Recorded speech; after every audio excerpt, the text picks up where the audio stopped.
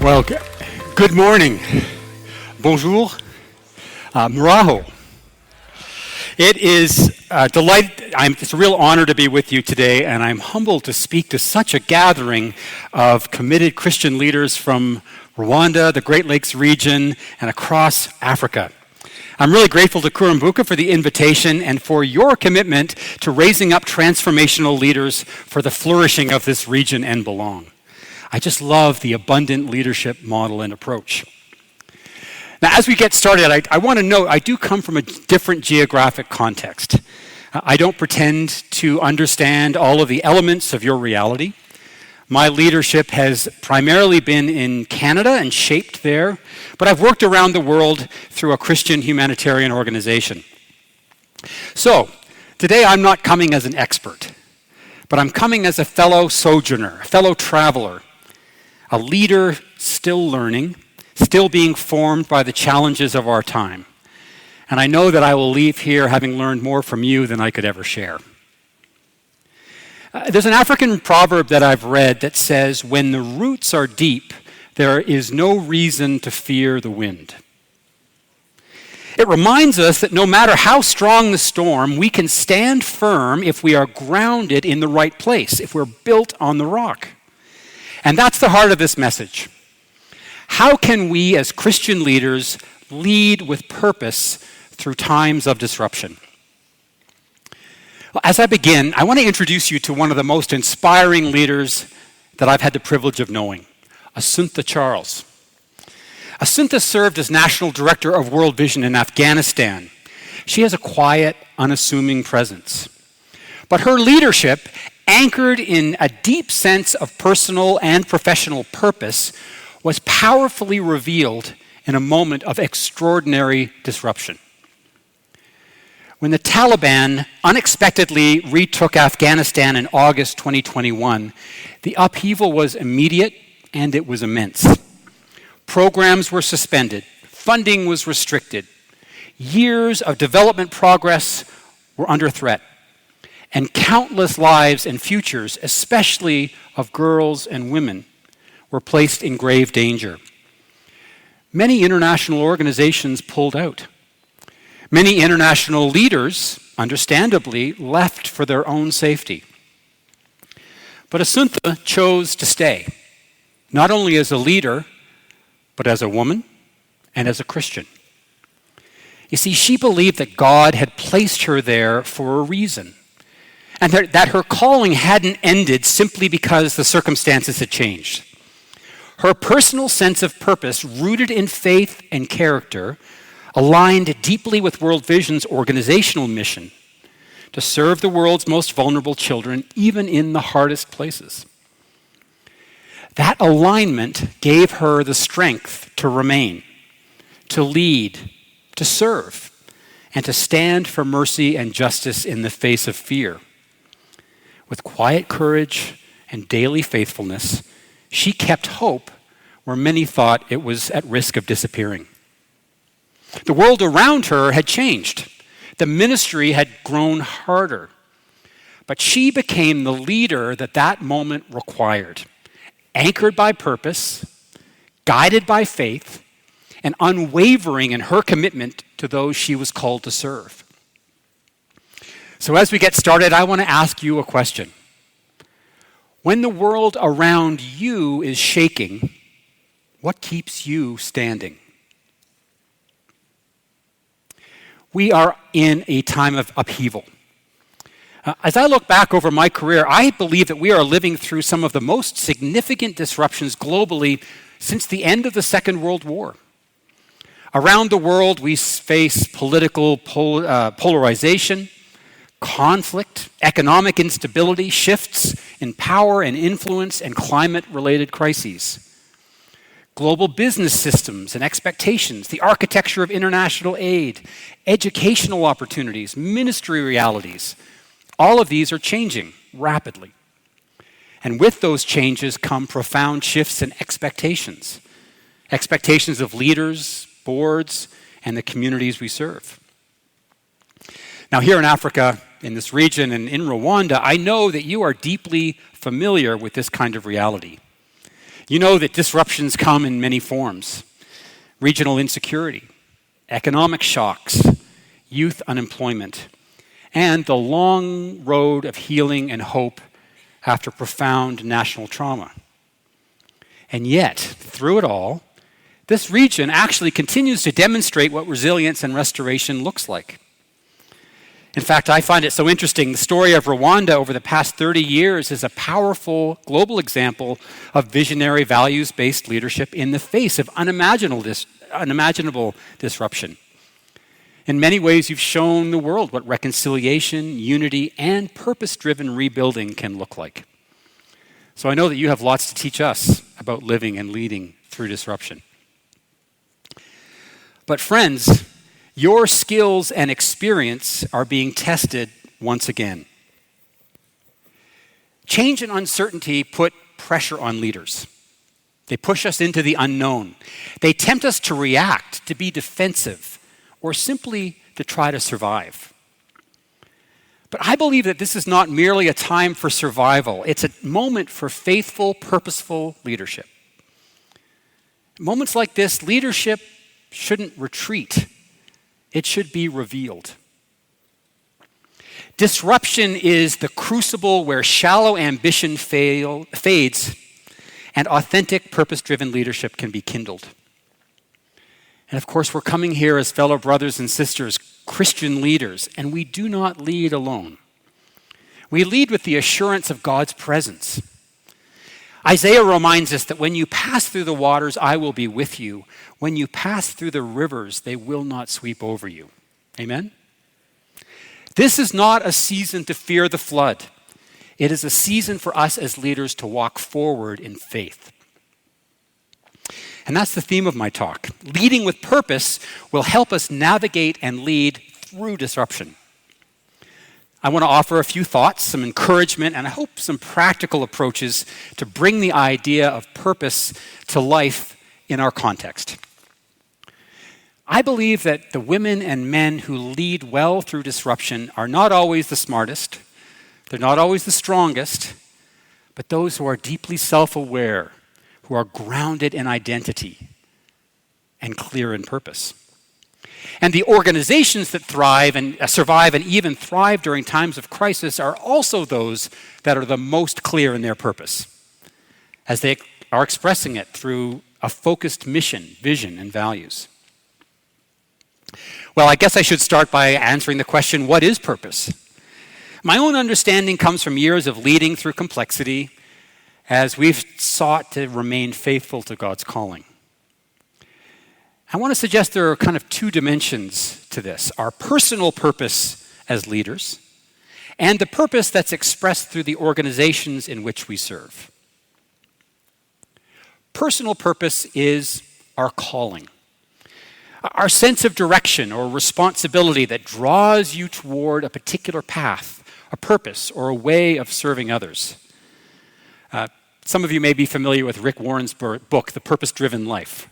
Well, to paraphrase him, he said that we are created by God on purpose and for a purpose. Remember Jeremiah 1:5, where God says, "Before I formed you in the womb, I knew you. Before you were born, I set you apart." This isn't just poetic language.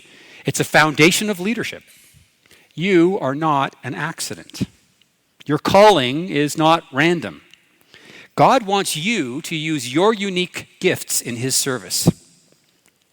Calling is found in knowing who we are, remembering whose we are, and orienting ourselves in what we value and aligning our actions with those values. Calling can anchor our careers, our relationships, and our future firmly in God's bigger story, reminding us that our lives can reflect His love, justice, and hope wherever we're called. Now, we have to combine that calling with the desire to reflect a Christ-like character and a willingness to put that faith into action. Together, these elements become our personal purpose. Now, maybe you're wondering, you're at a different stage of the leadership journey.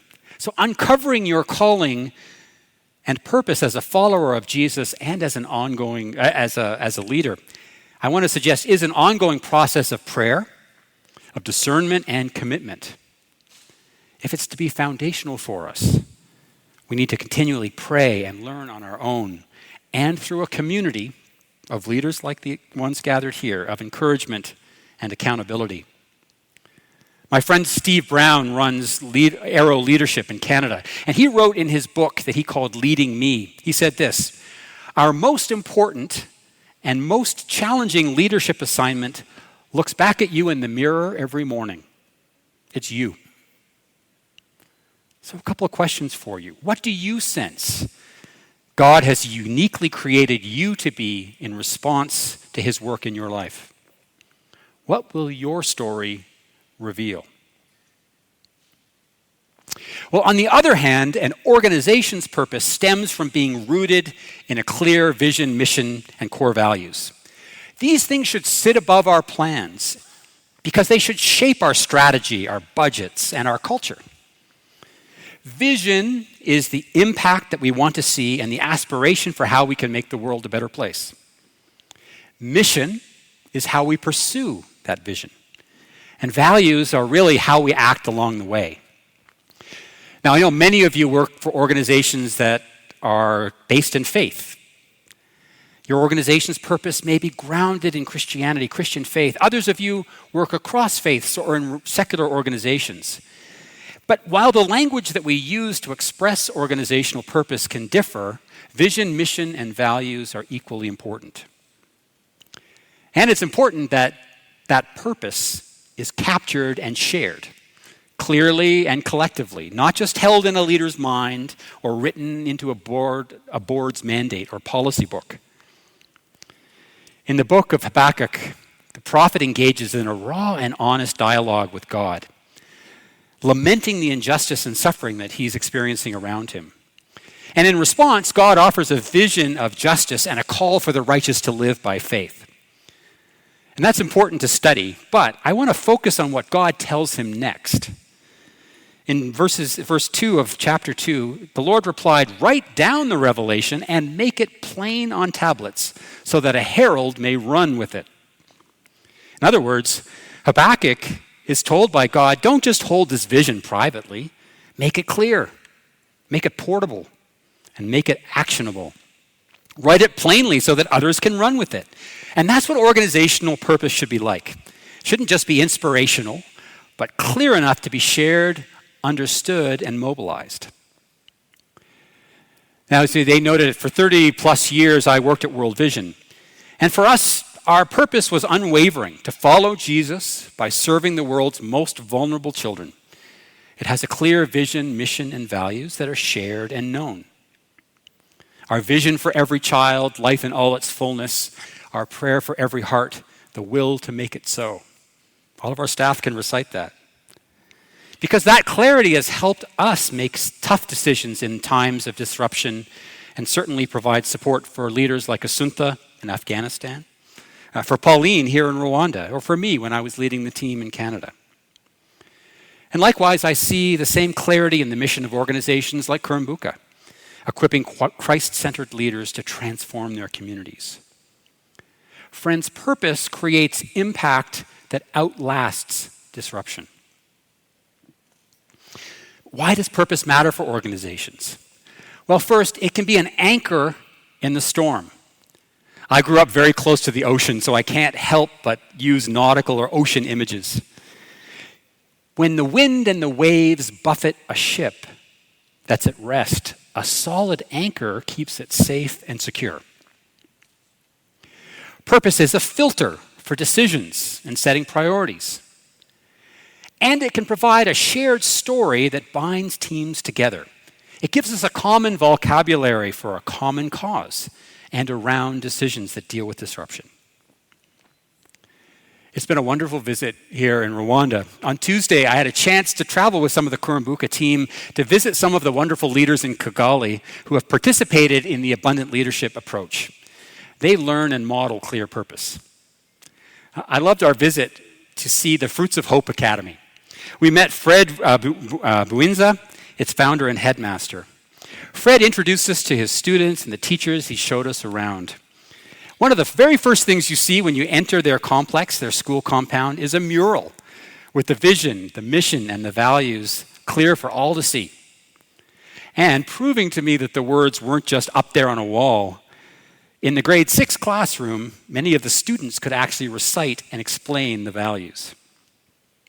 That clear and shared purpose has helped Fruits of Hope grow and flourish. And it's also prepared its teachers, leaders, and staff for the next chapter. Now, I want to turn to some practical suggestions and a framework for you to consider. But around purpose, here are some questions for you and your teams to consider. Is your organization's purpose clear?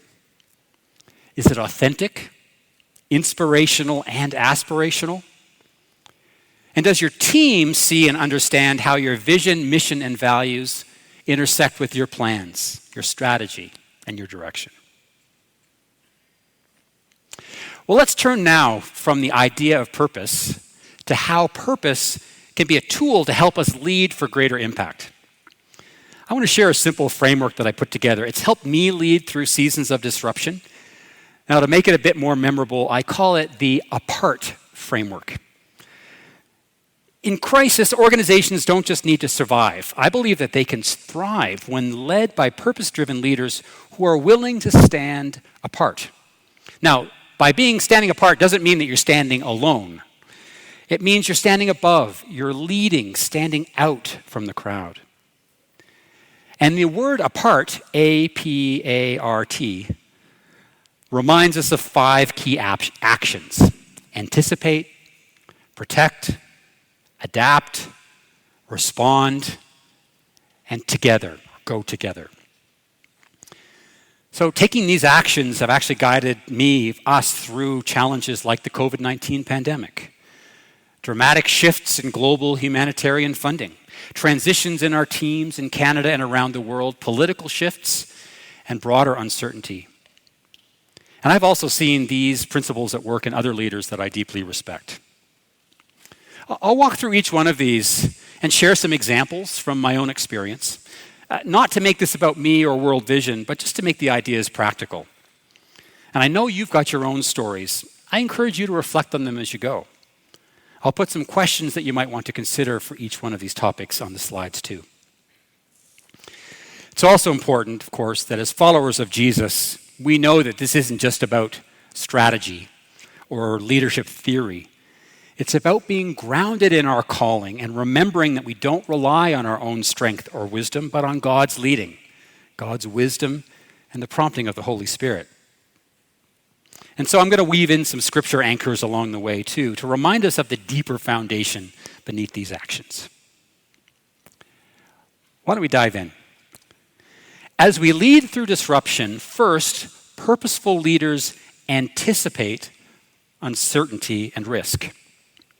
Proverbs 22:3 says, "The prudent see danger and take refuge." Leaders need to look ahead. The very best way, here's a little tip, the very best way to navigate disruption is to be prepared for it, as prepared as you can be. And I know that in many East African communities, anticipation is part of traditional wisdom.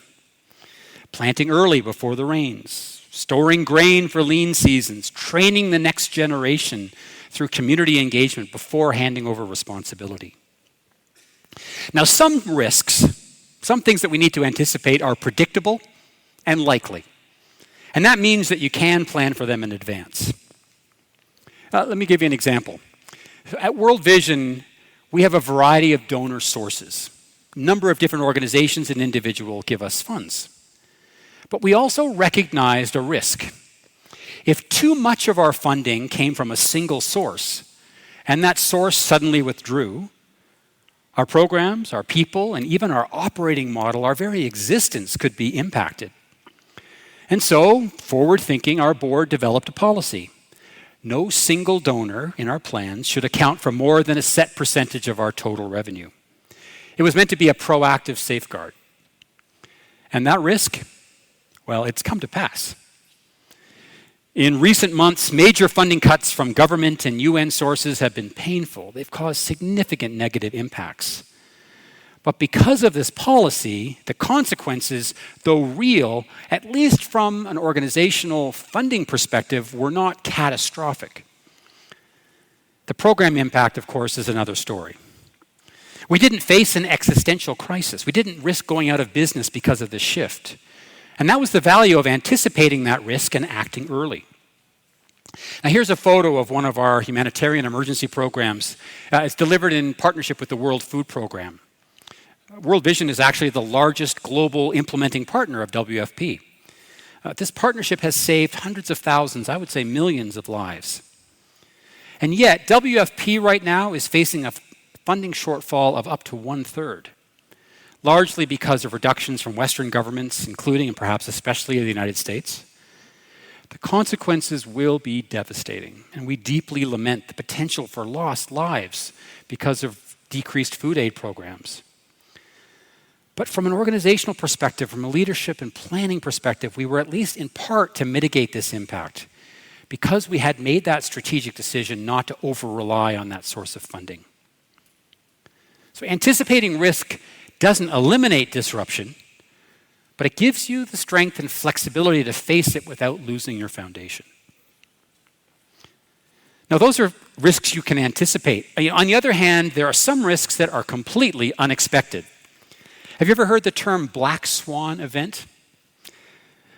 Well, let me tell you, it's a term that historically Europeans believe that all swans, they're big water birds that we see on lakes and rivers, were all white because nobody had ever seen otherwise. Well, that whole framework changed in the 17th century when people visited Australia and all of a sudden discovered black swans. This unexpected observation shattered a seemingly certain belief, making black swan kind of a metaphor for the limits of what we can know and predict. So black swan events are rare, but they can have a profound impact. You can think of like the 9/11 terrorist attacks or the 2008 financial crisis or even arguably the COVID-19 pandemic. I'm raising this because the idea is that we shouldn't be able to always predict black swan events. We shouldn't try because we just can't. But instead, as part of anticipating, is to focus on our preparedness, building our systems, and importantly, developing our leaders and our teams who are not just robust enough to withstand disruption, but they're able to adapt, to grow, and even benefit from the disorder around us. This might mean more flexibility in our decision making, holding our plans firmly but lightly, learning from small failures, and creating thoughtful contingency plans. But whether risks are specifically predictable or if they're unlikely, the starting point to leading with purpose through disruption is to anticipate. So I want to ask you, for you to ask yourself, have you taken the time to identify the major risks to your mission? What if the completely unexpected happened? Are your team and your strategy flexible and capable to adapt? So that's A. Let's get to P.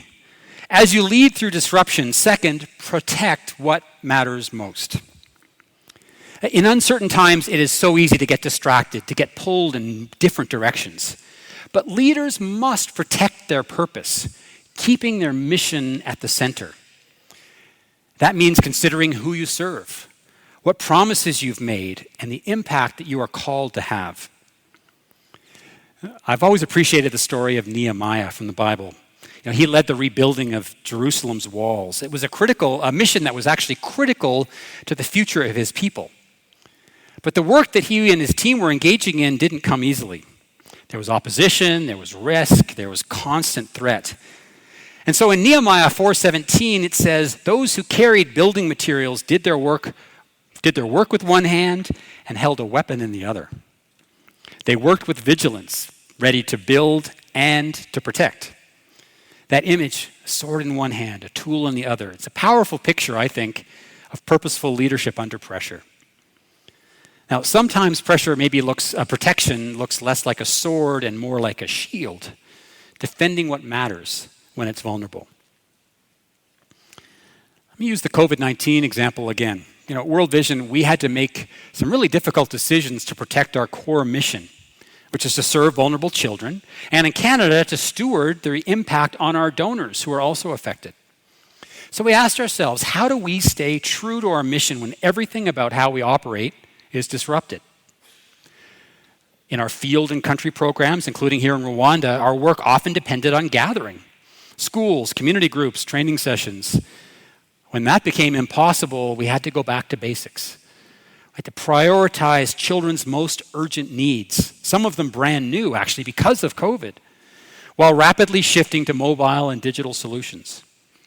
We had to add a new focus on hygiene and disease prevention, while still preserving the foundations of long-term development. In Canada, it meant that we had to continue to care for our donors. So we focused more on keeping and stewarding and caring for and praying for our donors than trying to acquire new ones. We shifted our resources to deepen trust, build and nurture relationships.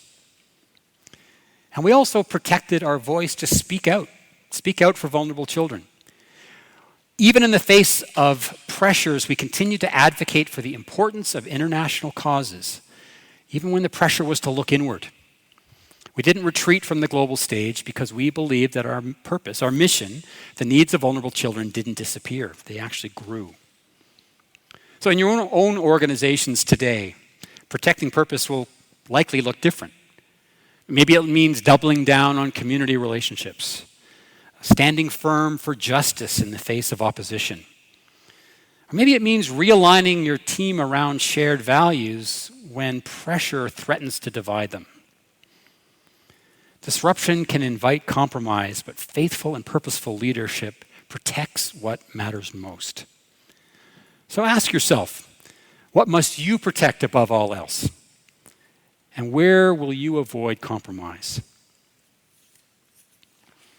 Well, the next element is this.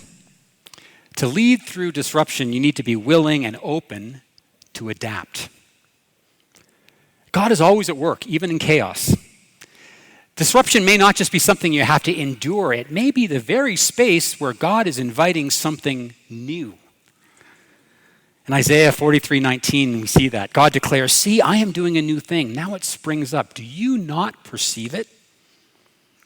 In times of crisis, it's so easy to focus on loss. But what if we're also looking for what? Crises can bring clarity, they can force decisions, they can expose weaknesses, yes, but they can also create the urgency needed to rally support for long overdue change. Because adaptation means change. Change, as you know, is hard. Our natural temptation at moments like this may be to pull inward, to protect what we know, or to wait things out. But disruption can be an invitation. It's a holy opportunity to explore new models, new partnerships, or new ways of serving. Leaders who adapt are not being reactive, they're being faithful. Faithful to purpose and open to the new thing that God might be doing through the disruption. I'll give you one more example from the COVID-19 pandemic. At World Vision, we had been planning for years to deepen our use of mobile and digital tools so that we could enhance our programs and our donor stewardship. We had the vision, we even had a strategy for this, but like many organizations, we lacked the urgency. A full digital transformation required time, big investment, and realignment. And frankly, it was always just easier to postpone. But then the pandemic hit, and suddenly, this wasn't optional, it was essential.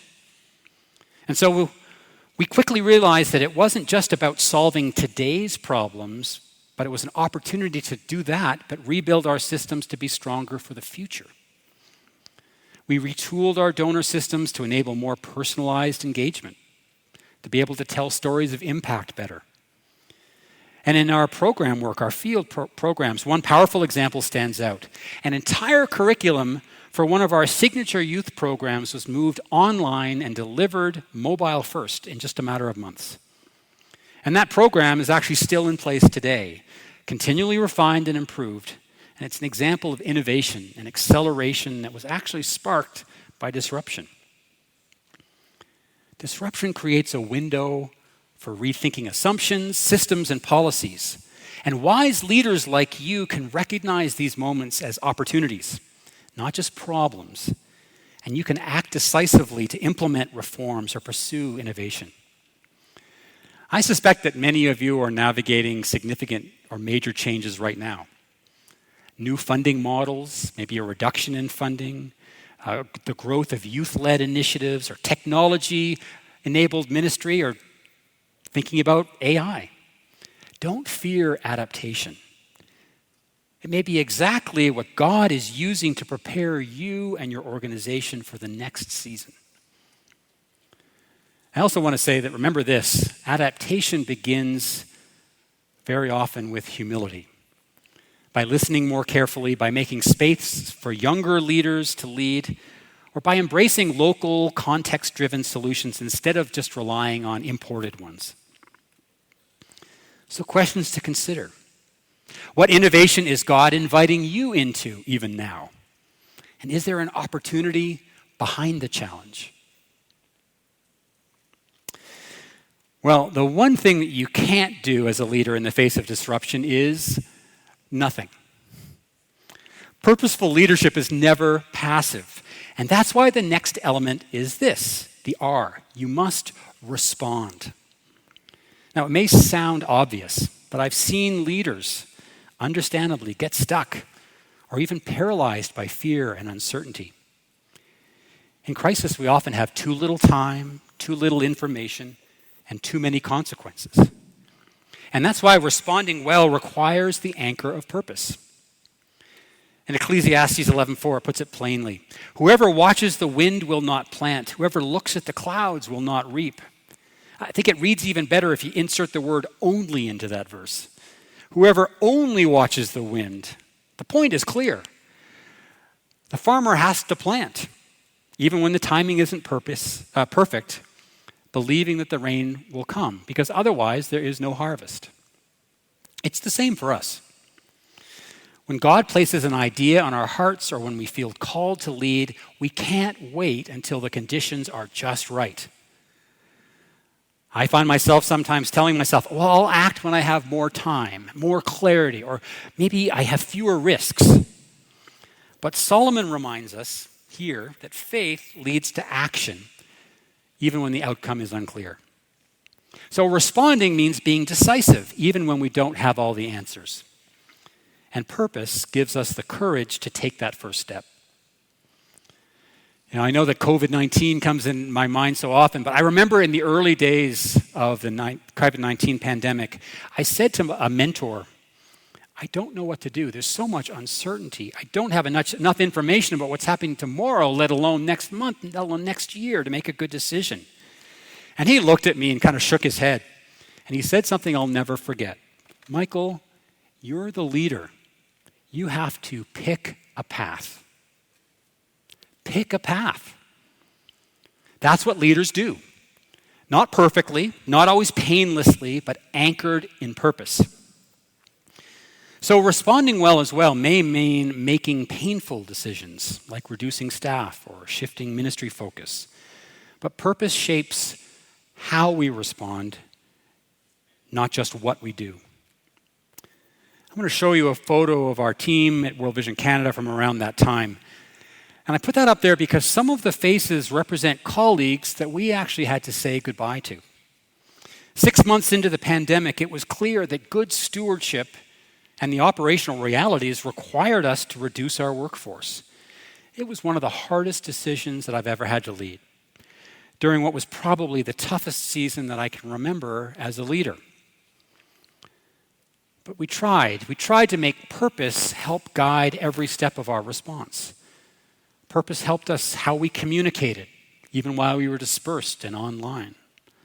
How we explained the reasons with clarity and compassion and care. And how we supported those leaving and those who were staying. Purpose didn't make the decision easy, but it made it clear. And it helped us respond in a way that was consistent with our identity and our core values. And so how do we respond well? Well, it won't surprise you that you hear me say that by letting purpose serve as our anchor, our filter, and our shared story. And friends, most importantly, we remember that we don't lead alone. In all of this, we still have to seek God's heart and wisdom in prayer. Proverbs also reminds us, trust in the Lord with all your heart, lean not on your own understanding. So respond not with fear, but with faith. And not in reaction, but with purpose. So questions to consider. What decisions am I facing? Are we facing that can't wait? Are there some that I've been putting off for too long? And how is purpose guiding your next step? We're getting to the last part of the framework.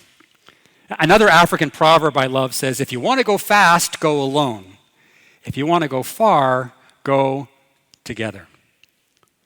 Facing disruption requires immediate action, like we've just talked about, but it also needs a commitment to mission over the long haul.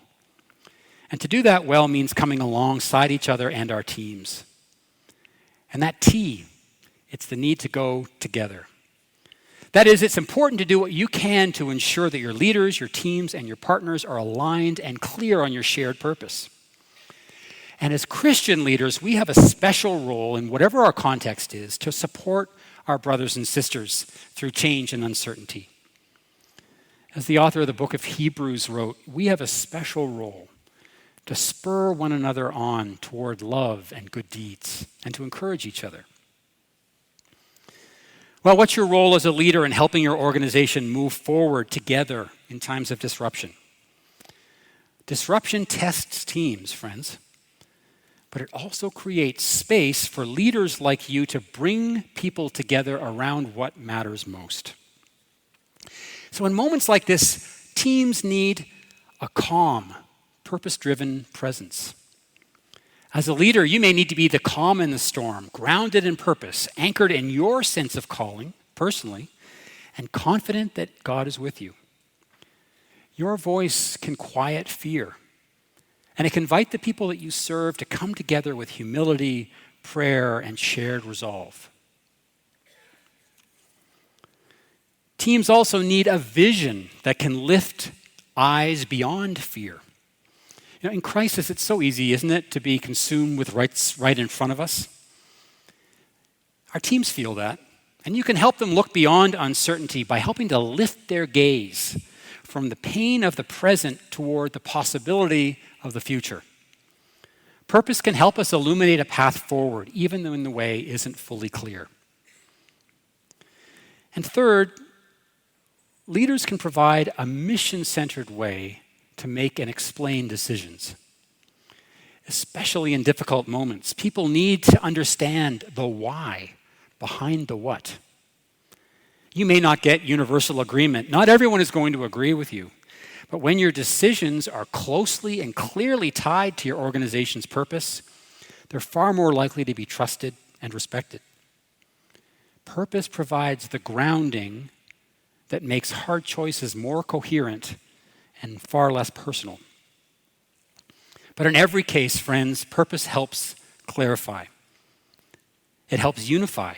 It creates a common language. It creates a shared direction. And in times of disruption, that's what holds people together. So ask yourself, are you walking alongside your team? Are they aligned to your mission? Are you helping them lift their gaze from the pain of the present to the promise of the future?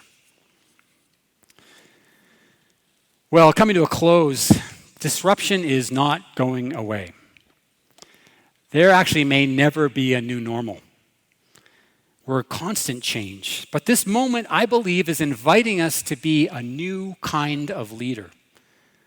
A leader who is set apart by purpose. Nelson Mandela once said that there's no passion to be found in playing small, in settling for a life that is less than the one you are capable of living. I might also say the life smaller than the one that we are called to live. The same is true for leaders.